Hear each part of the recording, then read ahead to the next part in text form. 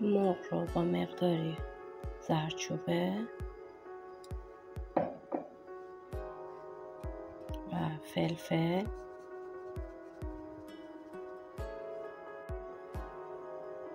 و نمک و مقداری آب نارنج به مرغ اضافه میکنیم و میذاریم به مدت نیم ساعت بپزه. آب برنج رو میذاریم و بهش نمک اضافه میکنیم.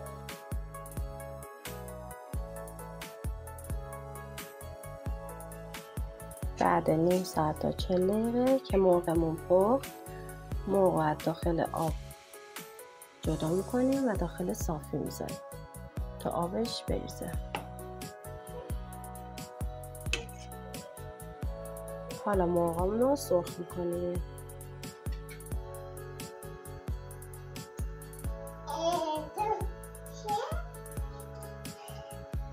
مرغ که در حال سرخ شدنه به طور سلیقه‌ای میتونید به این زعفران اضافه کنید.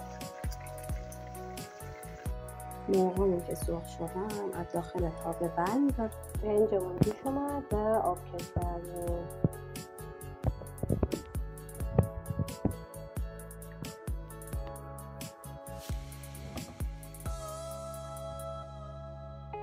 کف قابلمه‌مون رو می‌ریزیم و سیب زمینی رو که ته دیگه برنجمون رو میچینیم.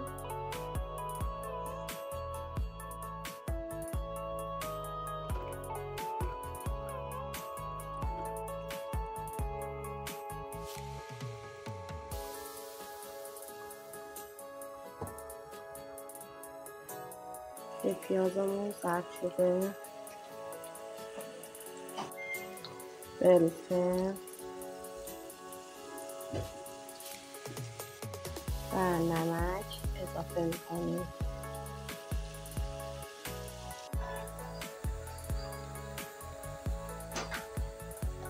به پیازمون روبعنا رو اضافه میکنیم و روبعنا رو تفت میدیم. دونه انا رو اضافه کنیم.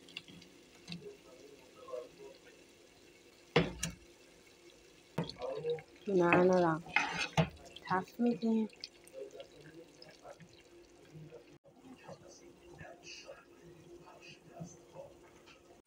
مرغا رو داخل اناردون میذاریم و آب مرغی که مرغا رو داخلش پختیم رو به اناردون اضافه میکنیم.